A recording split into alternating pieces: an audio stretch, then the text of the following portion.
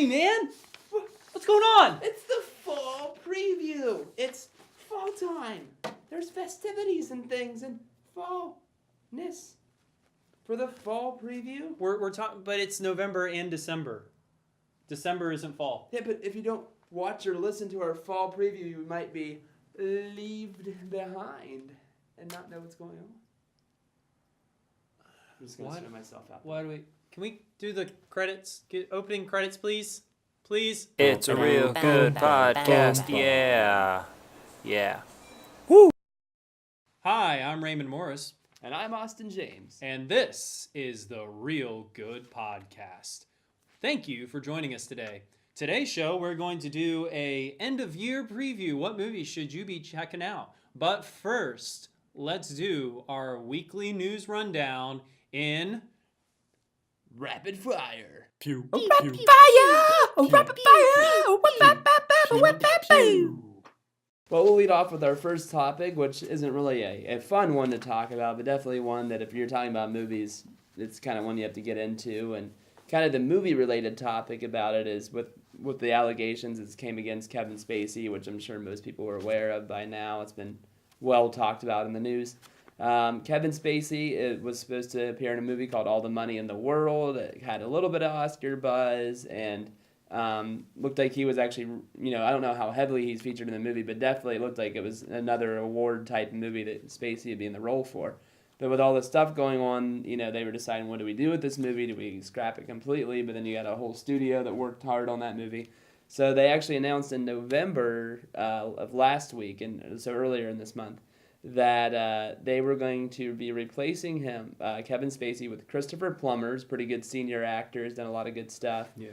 And he's going to be replacing Kevin Spacey, but this movie's supposed to release next month.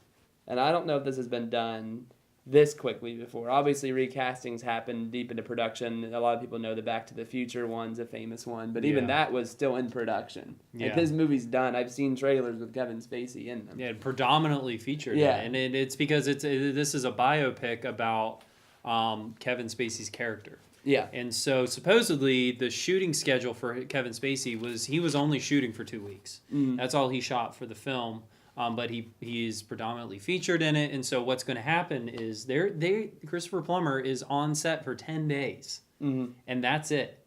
Yeah. They're reshooting for 10 days. Mark Wahlberg and some of the other co-stars are coming back to reshoot some of the stuff, so they are not just taking him out of the movie, Kevin Spacey. They're remaking the movie as though he was never cast. Yeah.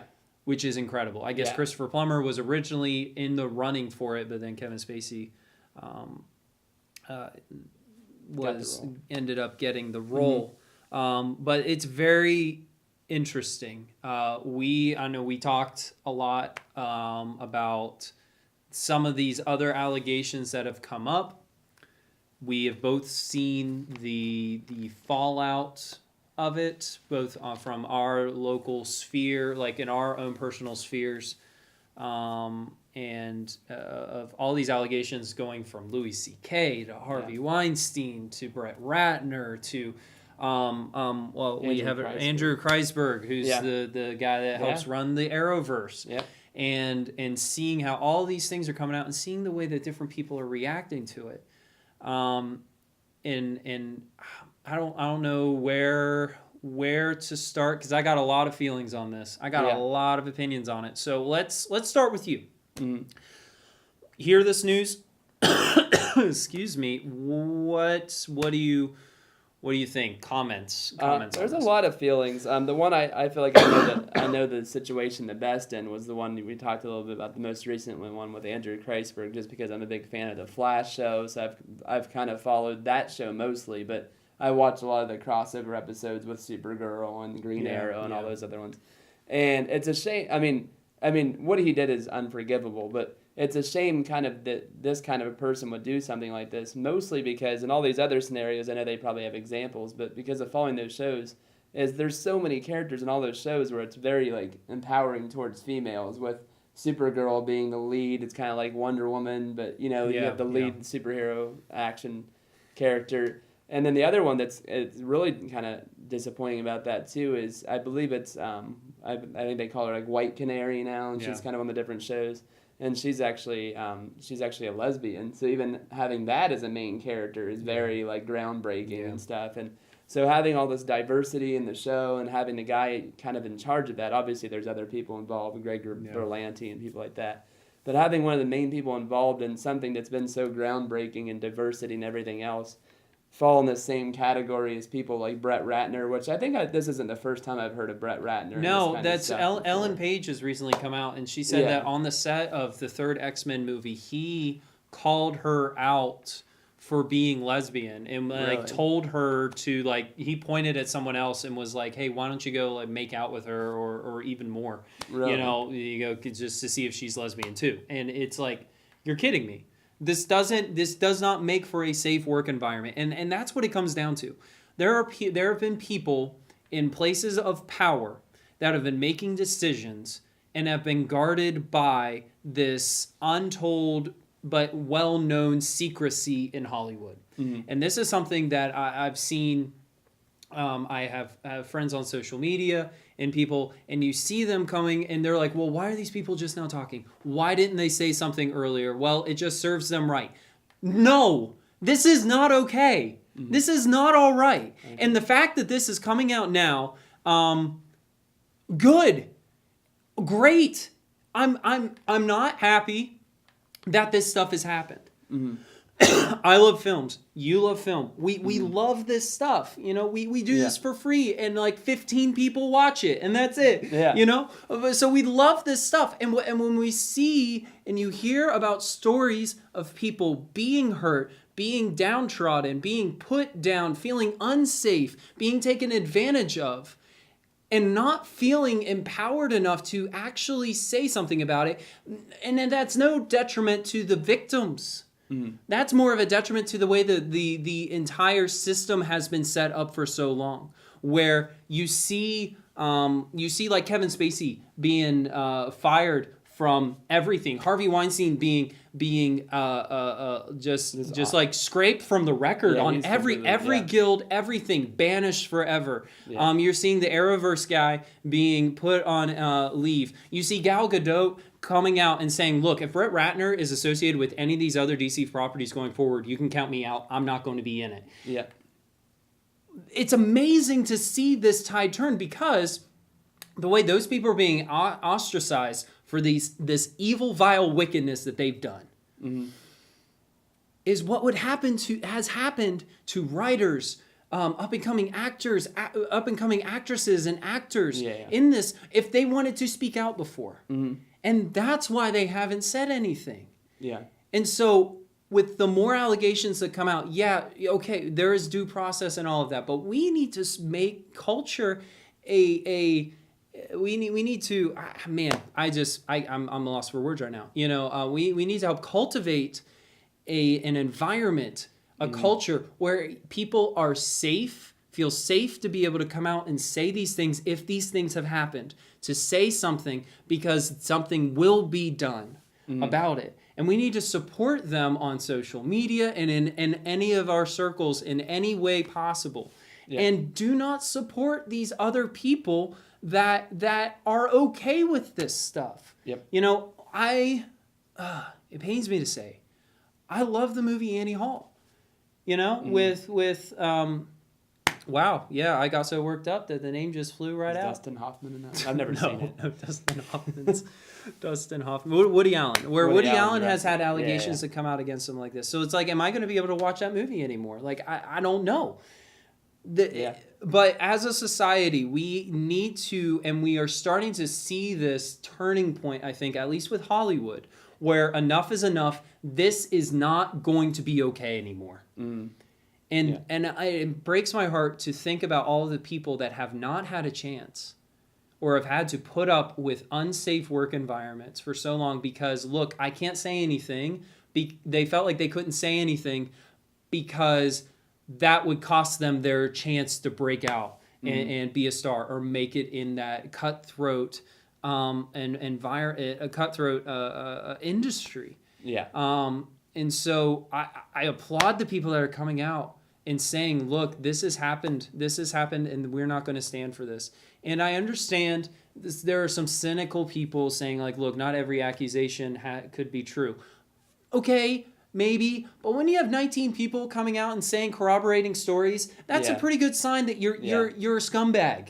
30 people coming out and saying, look, this dude took me to the hotel room, said it was going to be a meeting, and then took his bathrobe off and was like, well, if you want to part, you need to, get in there. Yeah. No, that's not okay. Yeah. And it's different too because sometimes obviously when there's 19 sources coming out for one of these people and saying it's happened, when it's more than one, it's where something else is going on. It's not. This isn't a Kobe Bryant situation where one person says something and nobody else is there as a witness, and then you're like, okay, well, that gets a little fishy when there's one person who isn't famous. But when these people had a voice and couldn't, it's not like, Ellen Page is an unknown person. You know what I mean? Like, she's been in movies for the last 12, 15 years. Yeah. So it's people that had a voice that thought they couldn't have it. So that's where that there's something going on that they felt like they couldn't say anything. And it's...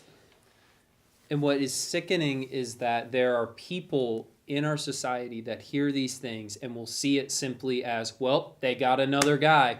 Yeah. Oh, they shot another one of us down. If you are associating with someone and you're coming alongside someone, look, like, I'm about forgiveness and grace, okay? Mm-hmm. But you have to admit that these people have done something wrong. You can't see all these allegations and be like, well, they got Louis C.K. Well, they got another one of us. If that is one of you,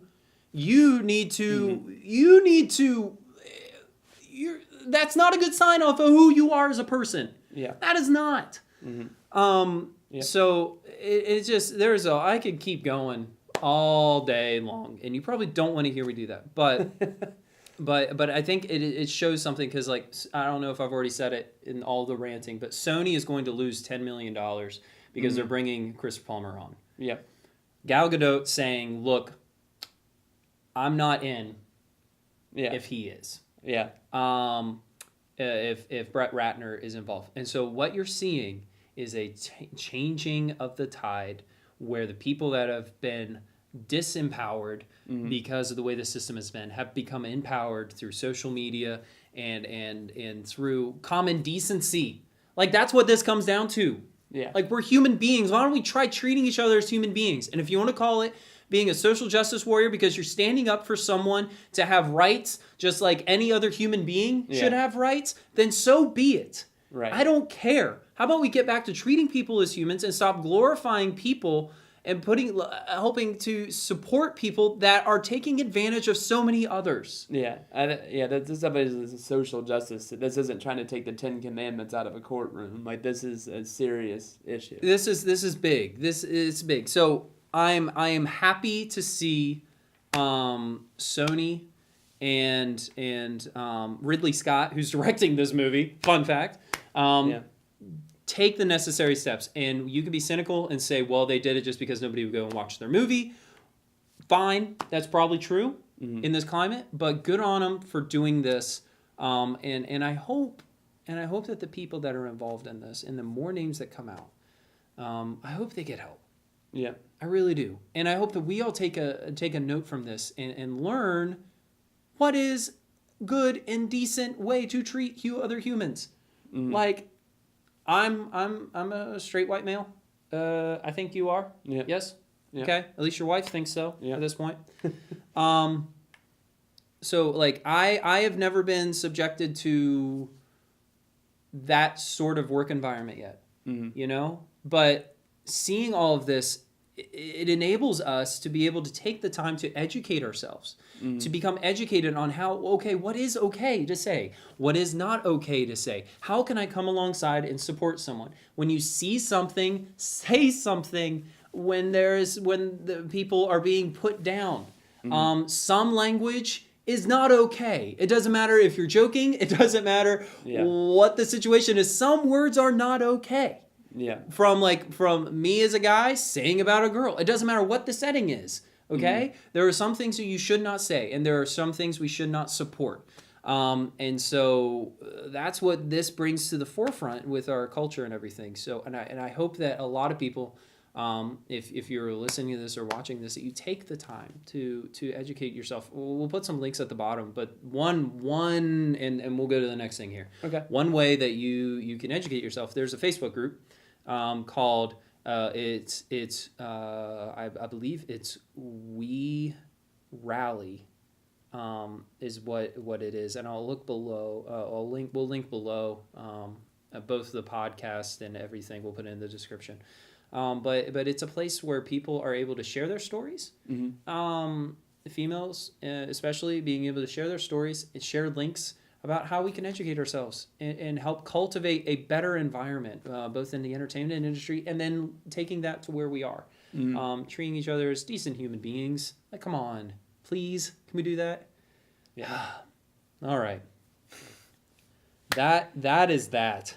Well, now And- back and to our lighter stuff. So, almost as crazy, not really. Amazon is purchasing the rights to Lord of the Rings. We'll just go through this real fast. So, Lord of the Rings, the Peter Jackson, and then he also did the Hobbit trilogy, which we will not talk about. Now, with the Hobbit trilogy, I now feel like what those hardcore Star Wars people feel like with the prequel trilogy, because I feel like that might be right along that same line. I didn't like them. Anyway, Amazon is looking for their new streaming service they're wanting to start offering. They have one now, but they're retooling it, I guess. And one of the premier things they're wanting to put out on there is a Lord of the Rings prequel series. So they've purchased the rights. They're working with the New Line, who put out the 6 Lord of the Rings movies already. Working alongside them to put this out. They bought it for $200 to $250 million. Wow. And the idea is to do a prequel type of series, multiple seasons, I guess in a similar vein to Game of Thrones, maybe not with all the sex, drugs, and rock and roll in it, but like this fantasy type of stuff. No news on whether or not this is going to be set before The Hobbit, after The Hobbit, but before Lord of the Rings. Who all new characters that are going to be involved? Nobody knows.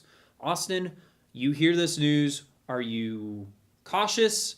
Are you excited? Are you What do you think? Well, I think you're probably a better answer on this. I'm actually, I know we'll probably lose subscribers over this. Sorry, Jules. But I'm actually not, it's not that I don't like the Lord of the Rings movies. I've never just gotten crazy into them. I think I saw the original ones, like 2 of them in theaters, like when they originally came out, like when I was in elementary school. I liked them. They were really long, and I feel like I can only have one super long series I can commit to my life, so I chose Star Wars instead of Lord of the Rings. But I mean, for what they were great, and the directing was great, and all the visuals were great. I actually haven't seen the Hobbit ones, but I heard they're not as good. You don't need to. Actually, no, I take it back. I saw the last Hobbit with you, had no idea what was going on, and there was a bunch of people fighting for an hour and a half. Well, I watched all of them and still didn't know what was going on in that last one. I'm glad I'm not alone. So I think this could be interesting. I like anytime you can kind of take a source and kind of build it into more. And I think what it sounds like what they're doing, because it almost sounds like they're making up almost their own material with the name Yeah, well, I'm sure there's some. It seems like every year would they come out and they're like, "Hey, long lost Tolkien manuscript, whatever." So I'm sure they're going to be going from that, and maybe I wonder if they're going to like retool some of the stuff they didn't use. From the books in the original trilogy and The Hobbit, and then like repurpose that stuff for this in between time. Like I wonder if that's the way they're going to go about it. But I hear this news and I'm kind of cautious about it. I'm a negative Nancy when it comes to a lot of these like remakes, reboots. That's true. Resequel boots.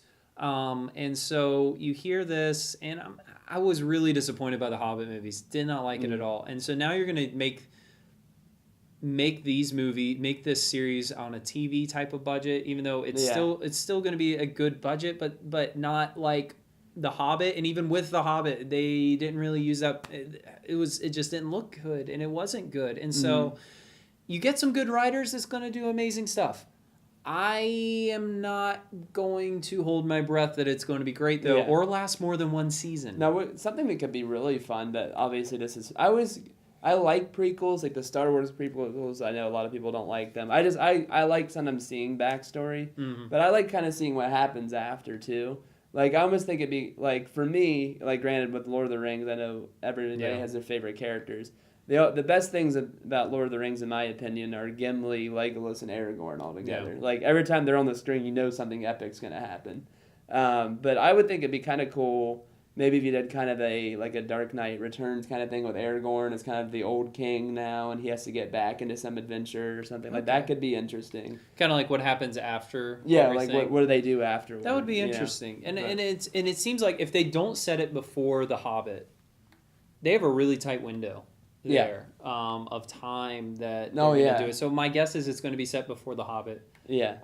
It'll be I'm with you. I like seeing backstory sometimes, but sometimes I'm okay with not knowing. Yeah. You know, that's like they just announced Ryan Johnson. This is another news thing we could have talked about, but we'll get to what It's our like preview throwing thing Legolas is. in a story that he wasn't in, so you get more backstory on him. Weird, right? But like you got Ryan Johnson who was just tapped to do the new Star Wars trilogy after this one.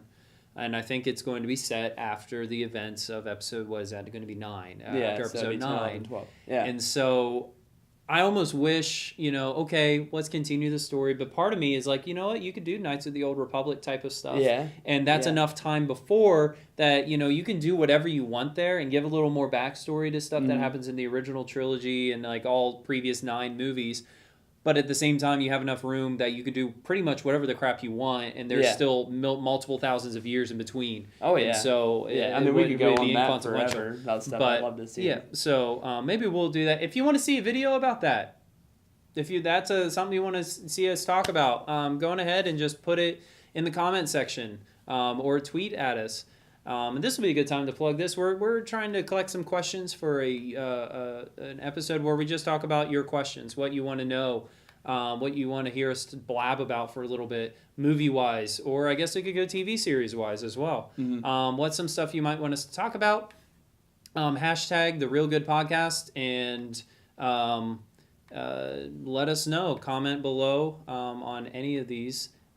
Tweet us with the hashtag Real Good Podcast, and we'll get your question and we will put it on here and we will talk about it at some point. So, but let's get to this fall-ish preview. So what we're doing is we're going to tell you about some movies that are coming out the end of November when this airs. This is November 14th, I do believe, and we are going to be talking about movies that are going to be releasing for the end of November, and then we're going to talk about movies that are coming out in December. We're both going to talk about one specific movie in November, one big movie that's coming out in December, and then we are also going to each give you a different movie that you may not have heard about. You may have heard about it. That's okay. And why we think you should go and check this. It's worthy of you checking out. So we're going to talk about, each one of us are going to give a movie in each month. Okay? So let's go on ahead and throw that graphic up there. Look at that. Those are all the movies that are coming out in the rest of November. The big one that's coming out, you may have heard of Justice League. It's coming out November 17th. This movie, woo-wee. If you haven't caught all the lead up, make sure you check out the previous podcast where we talk about the 4 DC movies leading into the Justice League. It's a little bit of speculation time here, Austin. Justice League is coming out. We want people to go and watch this movie. Yep. Early reviews are talking back and forth. The early reviews for Justice League, at least the social media reviews, have been a resounding, hey, it's not as bad as we thought it was going to be. So that's a plus. Which is sad. Like, how do you go into a Justice League movie thinking this could be bad? You know what I mean? Like, it's that's just depressing. People have their reasons, you know, because I mean? the production history has not been that great. It's just mostly tumultuous, and then you bring in another guy in the wake of tragedy, and people think he's reshooting the entire movie. The trailers, the sky changes 18 times throughout the different trailers, and so there's some caution that's warranted going into this movie. But I'm a DC fan. We grew up with these DC things. I can't be more excited for this movie. It looks. I mean, the thing I'm excited about that I'm reading about it over and over, which is why I think this movie is gonna really hit people, is the Ow, one right in the kisser. the one thing I've read that's a if you were nervous about anything, I feel like in a movie like Justice League, especially in one like that, which I think this is cool because with the Avengers you already knew who they were by the time they were in the movie because they'd all been in their own movies. But this is kind of interesting because we really only know Batman, Superman, Wonder Woman, and the rest we've just seen in trailers. So we've kind of seen Cyborg, kind of seen Aquaman, Flash. Everything I've read, they said that like you can't even pick a favorite. Like basically, a lot of things I've read, they said all the characters are exactly what you're hoping for. They have great chemistry. I'll add to that. It's like you'll read one review and they're like, "Man, we loved Aquaman because he's a rock star." Yeah. The Flash runs away with it. Yeah. Runs away with it. You know, Wonder Woman is wonderful. Yeah. Batman is awesome. You know, nobody's talking about Superman because that would be a spoiler. So, yeah. But which is good. No Stan Lee cameo in this one. Nope. No Stan Lee cameos. Sad. Been funny if they got Fake him. news. But yeah, so I'm really excited about this. I already got my tickets for Thursday night to watch it. I'm not going to be in the same viewing as you, and I think you're watching it before me, like an hour before me. Mine's an 8:50 showing. When's yours on? 8:50 on Thursday night. Oh, okay. Yeah, if I get to see it on Thursday, I'll have to see. Yeah, so that's. But anyway, do you have any theories about? Okay, I guess we can go into theories here because I have a speculation theory about what might happen in this movie that'll just blow everyone's socks off. So you can let's talk about that. Talk about what you're expecting to see in this movie. Just general anticipation for it. There's a lot of anticipation for this movie. There's all sorts of craziness that I think it's going to happen in this movie. It's going to be nuts. Yeah. The big thing I'm hoping is that the one thing I've been worried about kind of in the early reviews, they said the story's a little sloppy. Yeah. Which it's weird because the trailers make it look like it's a pretty straightforward story. It's just they meet up and I wonder if that's what they're talking about. Is that it's not? I've heard that it's kind of a shallow story, but they meet up. Someone's destroying the world, so they're gonna try and save the world. Isn't that the Avengers plotline? I mean, like anytime you get a big, you know what I mean? Like anytime you get a big team up movie, I mean that's good. The plotline of Guardians. They meet up in a jail cell. They realize they have something in common, and they go for the. Well, and I've read that it might be a little shallow in some of the character development too, but I mean. And then another review says that it feels like an episode of Justice League Unlimited, which is great. Yeah, that's fine. That's not a bad thing. One of the best animated runs of all time. Yeah. Okay, and I'm glad they don't give and again, I'm glad they don't give a whole lot of backstory. That's what the solo movies are for. Yeah. You know, and so that's why when they planned this way back and I was standing by everything that DC was doing. Now they're like kids in a candy store. They're like, well, we're going to do a Joker story, but we're going to do another Joker story with two different actors. You get a Joker. You get a Joker. Everyone will get a Joker. But what about me? But when they first set up this whole universe, and people were like, "Oh, you got to do it the way Marvel did, where they build up all the interest, and then they did Justice League." I was the one Avengers. Yeah. Like, and they did Avengers. But I was the one that would say, no, this makes sense because you're going to get a little bit of Superman, Batman versus Superman, and then Justice League. And that made sense because it's like, well, the one thing for the Avengers, I feel like you kind of had to do it that way because if you just watch the Avengers as a solo movie, like the Hulk would have been the only people that the average people really knew about. Even Captain America, you would recognize him but not know anything about him except that he's a super soldier. But with Justice League, I feel like if you just did that just as a solo movie, it would have been fine because everybody knows who Batman, Superman, Wonder Woman are, and then the rest of the movies you get to know the Flash and other people. So I think that would have been fine to do that. So that's why I was like, okay, no, this is smart. So you get a little bit of build up, then you see the characters you like in the movie. And I like the backstory afterwards. Yeah. You know, because it's kind of a testing. So and that's why I think it's smart because let's say in theory they did it and nobody liked Cyborg, just using that as an example. He didn't have any kind of a reaction. They're like, Well, we didn't have anything planned with him, so we. Well, won't I do mean, it. they have, I mean, they do. have it, but In yeah, theory, you have, you have the liberty to be able to do that. So yeah, I'm with you. We get reintroduced to characters in their origin stories of people we've already seen. So like, you get reintroduced to who this Superman is. We see who this Batman is. We get reintroduced to who this Wonder Woman is. I mean, Linda Carter did her run with that, and so yeah, I'm with you. When it comes to this movie, though, you ready for some theories? theory time? Okay. Theory time with Uncle Ray. Hit me with You it. ready? Hit me with it. Okay, so in all of these trailers, we've seen red sky, Mm-hmm. right? So I don't think people have yelled about that. I think it's part of Steppenwolf's plan. Okay. Potential spoilers because I am a freaking mind reader. Not really, but if it happens, hey, I'm cool. Okay, so have you ever heard of this film, this movie? Okay, hold on. Let me figure out where to start with this. Okay, in all the trailers, we see a red sky, right? Mm-hmm. Superman hasn't been anywhere to be found. Mm-hmm. I think we're going to get a black suit for Superman because he is trying to rebuild. That soaks in the solar energy better, but he needs a yellow sun. So the final battle, we've seen images of, the Batmobile driving in, trying to do this really cool stuff. Aquaman surfing on there. The Flash is running around. And it seems like all these people are trying to protect this Batmobile, right? Yeah. Because Batman is going to have to do something. I think that Superman is super powered down because, he's coming back to life. He's trying to do that. Steppenwolf, I don't want to see an evil Superman. I don't want to see that. I really pray that they don't do that. But Superman does have to go on this journey of coming back around to remember why he's Superman. And then you're going to get classic Superman there. But he's going to be powered down. And on top of that, Steppenwolf knows this Kryptonian DNA, how it reacts to yellow sun. And so what happens is you get this, basically like this force field type of area. For some reason, the master plan to destroy the world needs to be in here. So Superman is inside of this, and it turns it into like a red sun. So Superman is powered down. Batman is trying to save the day and everything.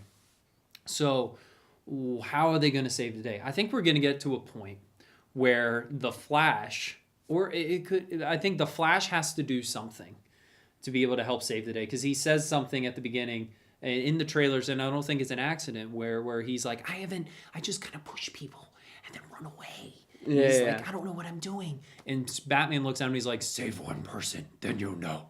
And it's, so save one person. So the Flash is going to have to try and save one person. I don't know who that person is or what he's going to have to do, but he's going to have to run super fast to be able to do something. Yeah. And I think the entire Justice League is going to try and save the day, do the deeds, right? Going into a ship or something. And they're going to go and they are going to fail. I think Batman is going to be trying to save Superman and it's not working. That might be the thing. They may need to go and save Superman. And everyone is failing, and all the parademons are clouding down on top of them. Yeah. This is where we pause. You remember a certain line in one of the first Justice League trailers? No. Steppenwolf comes down. One of the first things we hear from Steppenwolf is he says, this planet, no protectors. Oh, yeah. He says, no Kryptonians. We know that because Superman's dead. Yeah. No lanterns. Well, we don't even know that lanterns exist here, but we do now. Yeah. And I already know the answer to this for you. Have you watched the movie Justice League New Frontier animated movie? So it's like if the Justice League would have formed in the 1950s. It's really, really cool. Check it out. Highly advise checking that out sometime. Justice League New Frontier. The animation style is really cool because like you have classic Wonder Woman get up. You have classic Superman symbol and everything. You have Batman like he was in the original comics, in the original serials. But anyway, it's an origin story pretty much for Green Lantern. Yeah. And there's a moment where they're going into this weird ship that's like making dinosaurs. It's like Jurassic Park, the ship. And and it's actually Hal Jordan and Steve Trevor. and not Oh no, it's not Steve Trevor. It's what's his name from Suicide Squad? Yeah, it is. You're right. Rick Flag. Yeah, Is yeah, that yeah. his name? Yeah. And so it's Rick Flag Senior.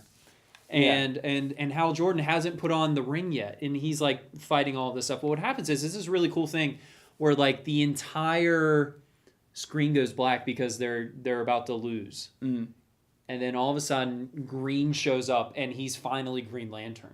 Yeah. What I hope and what I'm praying happens here.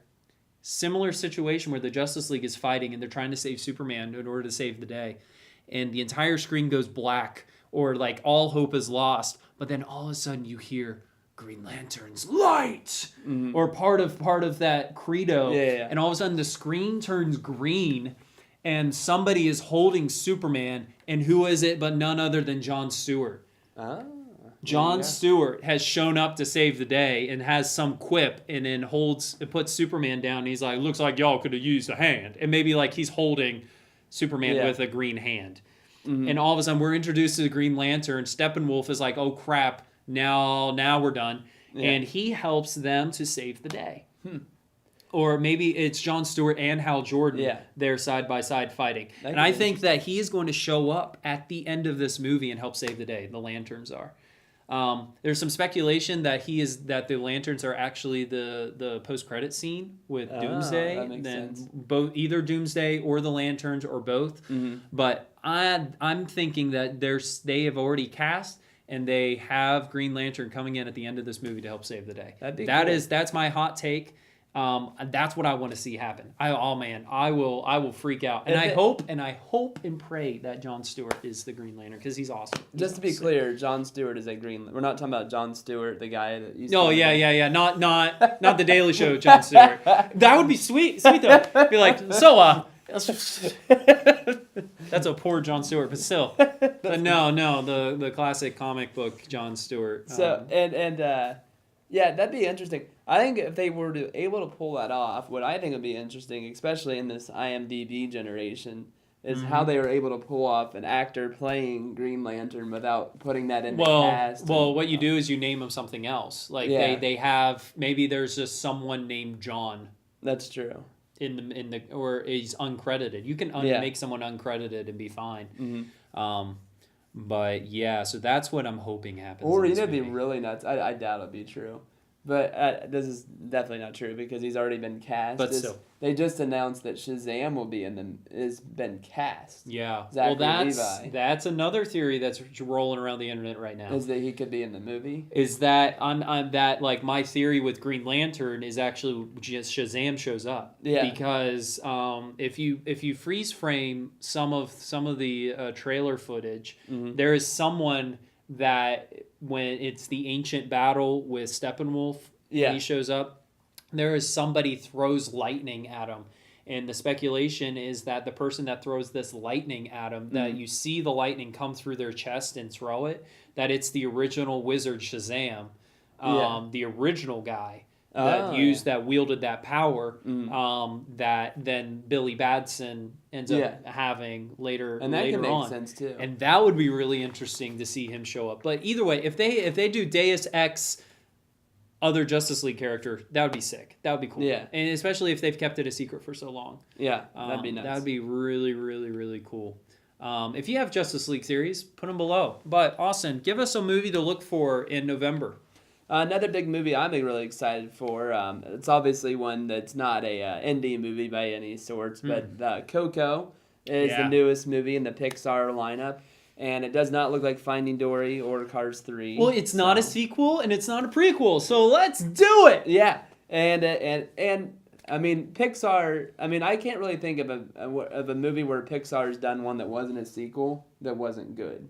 Yeah. You know what I mean? Yeah. So Ratatouille and WALL-E and all these other, Probably the weakest one I can think of recently was Brave a Pixar? Yeah, that's true. That's probably one the of weakest, but that's like choosing. I mean, it's still won the Academy Award. That's like saying like what the worst type of apple is. It's Red Delicious. It's like the worst all member right. of the starting lineup of the Dream Team. Like Yeah. And so I think this one looks like it's going to be another hit in the pantheon of Pixar. A lot of people, and not just me, a lot of people I've read are really, really saying positive things about it. It's a Disney animated movie. Nobody seems like they're allowed to say anything negative about it. It's true. Anymore. There's a gag order on those people. But no, this one looks good. And the thing I think looks really interesting about it is it looks like, and I don't know if you see it this way, but it looks like it's Pixar, who's obviously really very family friendly. Yeah. But it definitely looks like maybe it's kind of Pixar going back to the whole kind of Tim Burton-y kind of nightmare. Yeah, I think mean, so, it's not too. obviously as No. gothic looking, but it's definitely It's got an that interesting- supernatural. It's an interesting subject matter because Yeah. it's basically like the Day of the Dead and talking about like the afterlife and stuff. And Oh that's- wait, there is one bad standalone Pixar movie. Which one? Good Dinosaur. I just forgot it. That's how bad it is. We It's so forgot bad about we it. forgot about it. Yeah. It's so bad it makes Brave look good. But the reason, I'll tell you why I'm really excited for Coco. I have no idea about anything with this movie other than it's Pixar, and that's usually it's a Pixar original, and that's usually good enough for me. Yeah. But this is the big reason why you need to go see it. The Incredibles 2 trailer is going to be before it. Oh my gosh. Yeah. Yeah, so the rumblings hear going that. around is that the That's Incredibles cool. 2 trailer is That going to makes premiere sense. before Coco. And I bet they'll do. That's what's always fun about the Pixar trailers is they're never like really trailers. They're Yeah, so always you, kind of, you can feel okay with watching it because Yeah. it's no footage from the actual movie. yeah, and those are always fun. Like the Yeah. classics, They're like, like being, shorts. like him like changing onto the belt was the original Yeah, one, and he it couldn't get shoots. it. Yeah, that's really good cool. stuff. Yeah. So Alrighty. let's run into the December. Yeah.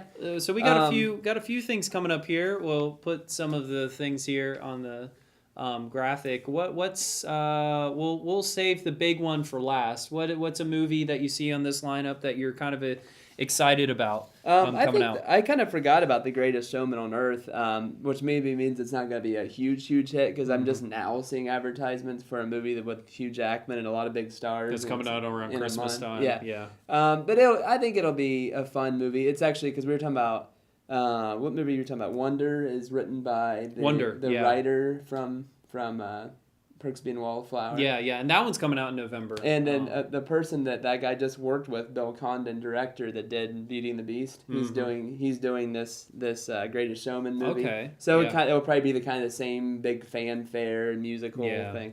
That could be a fun movie to see with your mom or your wife or somebody. Yeah. And then the other movie I think that I didn't realize you were as excited for it as I am. I think we're on the minority on this, but I'm really excited for the new Jumanji movie. It's weird. I remember when they announced it coming out, I was like, great. Oh, and The Rock's in it. So, yeah that's great because he's in 50,000 movies a year. Like, which is this going to tie in with the Fast and Furious and G.I. Joe and Moana. and Moana and like all of that stuff. But the more trailers that come out, like, okay, this isn't Oscar bait. This isn't like the Dark Knight comic book quality. This isn't even like Iron Man quality type of stuff. This is going to be a dumb movie. Yeah. But it looked. The original Jumanji scared the crap out of me when I watched it as a kid. Me too. And you take this property that is not an existing property. Mm-hmm. You have in a movie that came out originally. Yeah. But we were talking about this. This is how you do a reboot. It was a movie that people know about. Yep. There's name recognition, but you change it so much that brings it up to date. Yeah. Where it's like, yes, okay, in the original, the game kind of takes over the real world, but now they're sucking people from the real world into the game. And it's kind of like a statement on technology, I'm sure, and like the way this virtual reality stuff, it's a play on that. And it seems like really fun. And maybe I'm just getting caught up with the Guns N' Roses song in the trailer. Yeah. And I like that it's a video game too, because the other one was a board game. Because like I could see them trying to be too modern and make it like an app. Yeah. But I like that it's Another a video emoji game movie. because it still makes it kind of timeless. Because video games have been around for like 40 years now, so now it's like everybody's played a video game. Yeah. So it looks. And what I hope is that the comedy that they do isn't like the Marvel kind of comedy. Now don't just kill me here, okay? Just listen. A lot of times with the Marvel movies, they get a really good joke, and then the whole movie slows down because then they try and do that joke again and again and again, like right after they've already done the joke. Yeah. And next thing you know, we've spent a minute and a half on a joke, and nothing is happening. We're just standing still.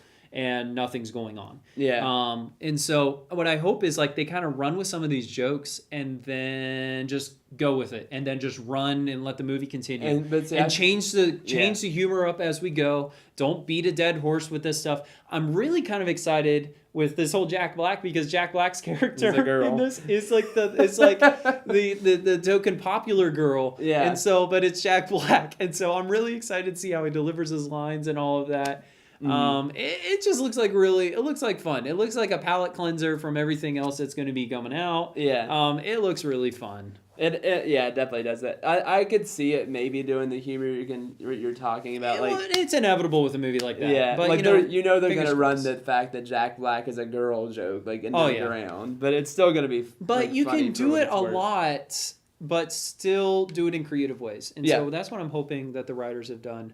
For those of you that are looking out for Oscar type movies, you're going to have a slew of them here in December. One of them I'm excited about, and we'll just briefly touch on some of this, is The Disaster Artist is coming out December 8th. And that's I didn't realize it was directed by James Franco as well. A24 is putting it out. If you like new kind of off the beaten path movies, look up A24.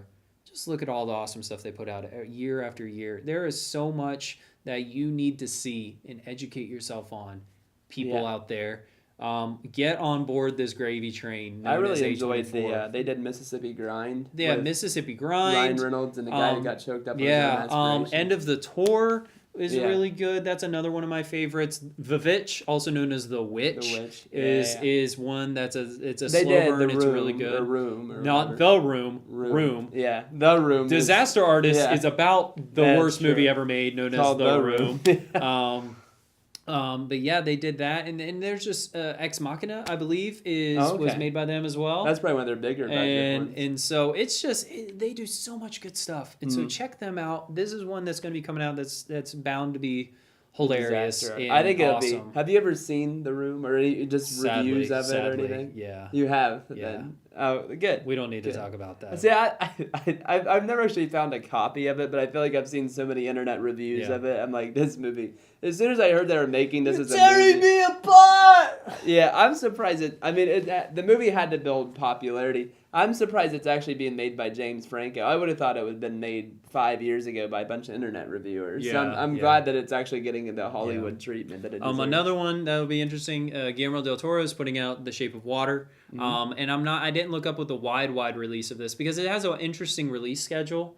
In that it's releasing for 1 week in New York, and then it's 1 week in LA, and then that's it for a while.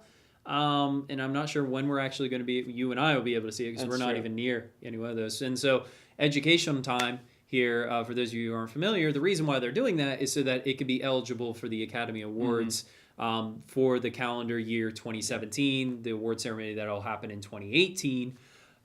In order to be eligible for that, one of the criteria is that you have to have a release, a theatrical release. I don't know how many theaters. It might just be one. Really? It might be. I'm not sure. But you have to have a certain amount of theaters in LA and New York to release your film in the calendar year you're wanting to submit it for the Academy Awards. Yeah, so that's why that's happening that way. I remember they did that a few years ago with like American Sniper. Like it actually came out in January, but they had it released like a day or something. But seems like Guillermo del Toro has taken a year off from directing. He announced so 2018 he's not doing anything. It seems like this is his passion project, and he's really excited about it, and everyone seems to be really stoked about it too. So I am really interested to watch this one. Shape of Water isn't about a giant monster that comes out of it. Well, yeah. So it's not Pacific Rim. It's not Pacific Rim. It's a smaller monster that comes out of the water. Oh, okay, good. Yeah, but a blind lady falls in love with him. And Michael Shannon is there, and he'll be like, I will find him!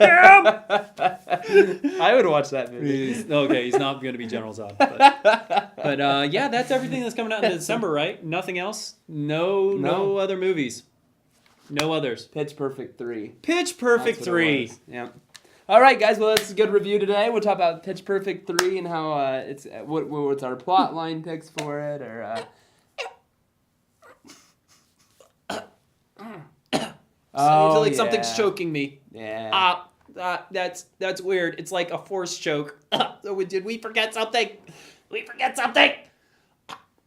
The Last Jedi. Oh yeah, Star Wars. There's an 8 Star Wars movie. What? I haven't seen that in ads anywhere. Which company makes those movies now? I can't the House of remember. Mouse. The Is House that of who it Mouse. is? Yes. Okay. Wow. I thought it was Fox.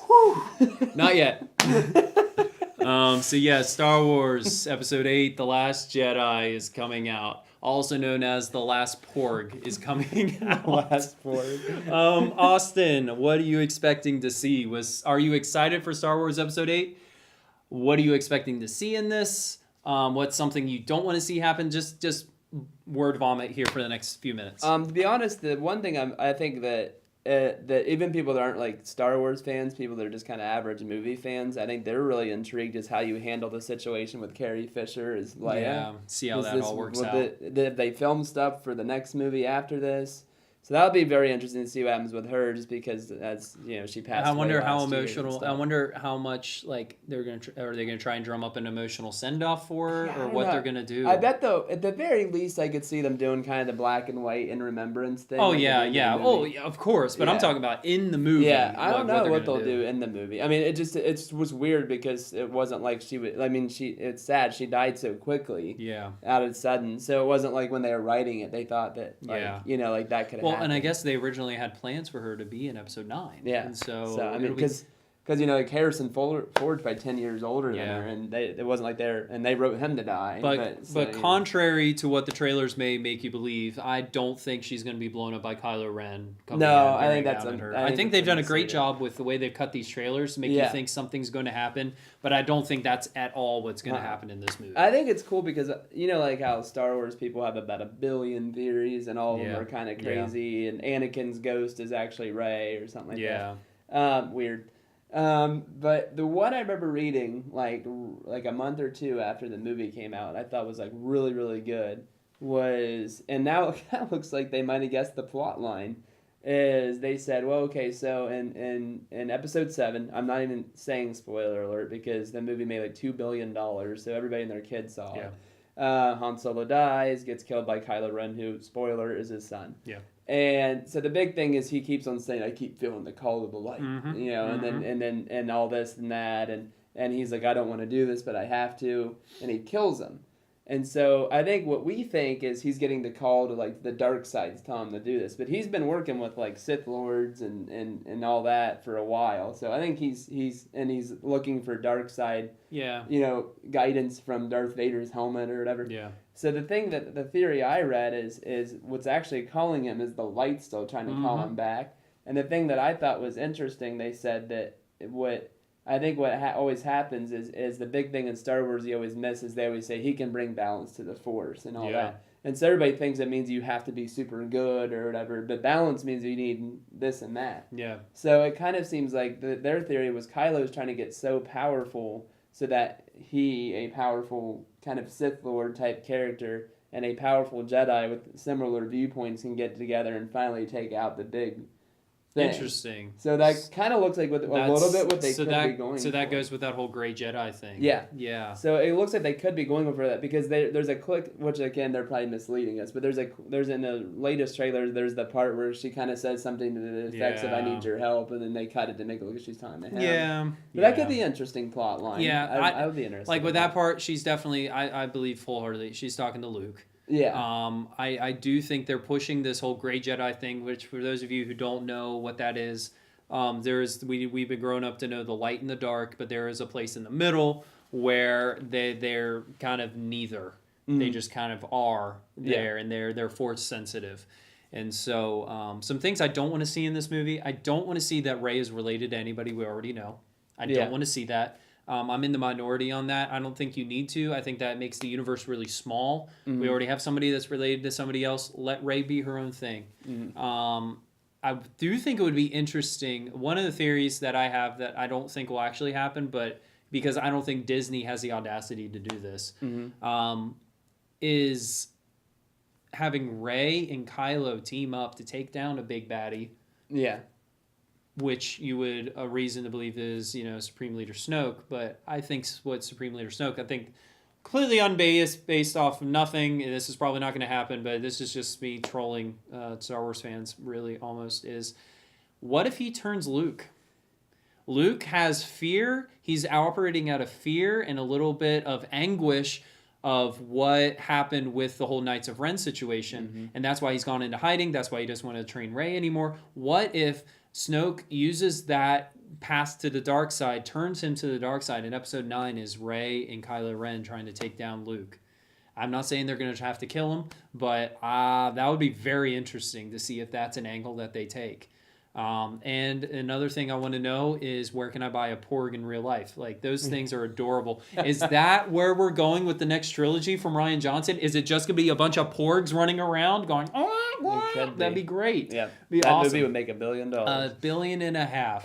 So I'm really excited for this movie. I could see them going down that path, but that would just make me sad. Like, well, but then what if they redeem him then? they would have. I feel like you have to, because like you've literally grown up your whole life with that being like the ultimate Star Wars. It's like making Superman stay bad. Yeah. Like, why would they ever do that? Injustice 1 and 2. but yeah, I'm excited for this movie. I am hoping and praying that they don't just do a remake of Empire Strikes Back. Like, I will give them, I'm giving them like a pass on Star Wars Episode 7 just being perfected New Hope, as long as 8 is a different story. And it seems like we're going that way, but we'll see. But in keeping with that type of thing, you would end on a down note if Luke turns to the dark side. Yeah. And that kind of mirrors what he almost did. He had the temptation to turn to the dark side in episode 5. That's true. So maybe they do it, but I don't know. So that's a movie to make sure you check out in December. Real quick, final thought. There's a lot of stuff coming out. One other final thought. Will Rey lose her hand? I hope not. If she does, they better give her a lightsaber there. That would be sick. Be like, be awesome. So it's now time for us to go on ahead and preview next week's episode. Yep. Next week, we are not having a full-fledged podcast. We're gonna get a bit of a Thanksgiving break. However, Justice League is coming out. You know we're excited about it. We know we're excited about it. We are going to give our full of spoilers review for Justice League to be dropping next Tuesday. Also next week, we're going to be kind of sparsing up this podcast and releasing some videos with that. So make sure you see that and subscribe so you can catch all of that content coming out. So you excited for Justice League? I'm excited for Justice League. Yep. So are you going to be going crazy with the review? Yeah, I'm going to be pretty pumped as long as it's good. Yeah, so. Hopefully it's good. We'll bring the tissues just in case. Yep. So, Austin, where can people find you? I'm on Facebook. I'm on Twitter. My Twitter name's ADJames24. And if you want to follow my back, I look like this. There it is. At official R Morris on pretty much everything. Also, make sure if you like what we're putting out here, make sure you follow us on Facebook and Twitter and Instagram. Just search Red Turbo Jacket Productions and we're there. Subscribe on YouTube. Please subscribe on YouTube and share some content. Find what your favorite video is, whether it's a pre-intro or an actual podcast, and share it and tell your friends that it's going on, so that we know not only that we know you're listening, but then what you like.